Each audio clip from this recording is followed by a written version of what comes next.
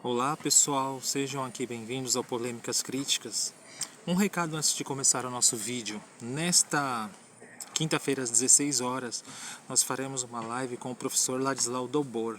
Nós vamos conversar sobre um aspecto que é muito desconhecido de nós ocidentais, que é sobre a China.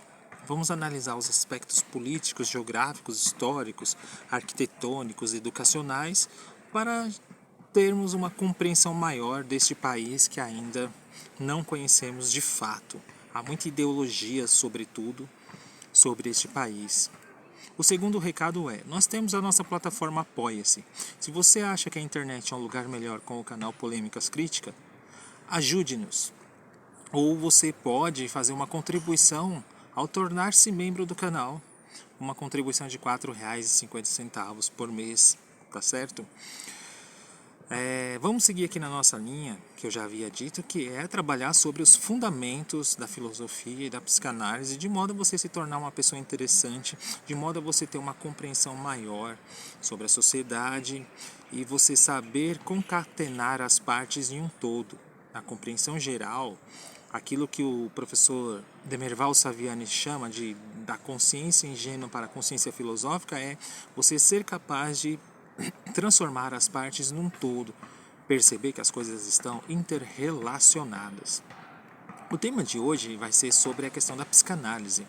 A psicanálise, como a gente sabe, é uma ciência que surgiu no século XIX e que naquela época foi muito ridicularizada pelos oponentes de Sigmund Freud. O estudo do inconsciente, que já se encontrava nos poetas, nos filósofos, nos artistas, Freud apenas os sistematizou. Assim ele o diz em várias de suas obras. Uma obra fundamental para vocês compreenderem o que é a psicanálise é ler o próprio Freud fazendo uma conferência naquele livro chamado 5 Conferências sobre Psicanálise. Lá ele mesmo explica o método psicanalítico para pessoas leigas, vamos dizer assim, aquelas pessoas que não têm contato ainda com a psicanálise. De maneira geral, a gente pode dizer assim que o conhecimento de si no mundo contemporâneo de hoje, ele é sim um ato revolucionário, porque como vocês sabem, o mundo contemporâneo ele propõe a escolha de tudo, o excesso de liberdade, a correria sobre todas as coisas. E a partir disso, o filósofo coreano Byung-Chul Han chama isso de excesso de liberdade. Aquele lema que ele coloca no livro Neoliberalismo e Formas de Poder, você pode, você faz, que ele utiliza uma linguagem inglesa chamada yes you can, quer dizer o quê? O ser humano, diante de tantas escolhas, ele não sabe mais o que fazer. Mas a psicanálise, ao fazer o estudo, o mergulho profundo sobre o inconsciente, aquilo que Freud chama de psicologia profunda, permite você conhecer a si mesmo. Não é uma pessoa que vai dizer o que você é, mas você mesmo vai entender os seus processos psíquicos. Essa é a ideia da psicanálise. E a partir desses processos, esses avanços psíquicos que você mergulha no seu inconsciente e traz à consciência, é nesse momento que você entende as razões pela qual você age de uma determinada maneira. E nesse sentido, a psicanálise é um ato revolucionário, sim. Não somente um ato revolucionário, mas é também um ato de responsabilidade. Por exemplo, quando você traz à consciência um determinado assunto e você percebe por que você age daquela maneira, você sabe. E agora? O que fazer diante deste conhecimento? O que eu devo fazer? Essa pergunta só você pode responder. Só você pode tomar atitude. Ninguém vai tomar essa atitude por você, uma vez que você já entendeu o funcionamento do processo psíquico que causa aquele adoecimento que você tem.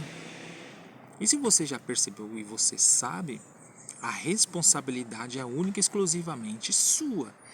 É essa a grande sacada do ato revolucionário de Freud, que não é um processo tão simples assim. É um processo bem complicado de acontecer. Muitas vezes em sessões a gente trabalha várias sessões para a pessoa poder compreender e chegar à consciência de determinadas patologias, vamos dizer assim.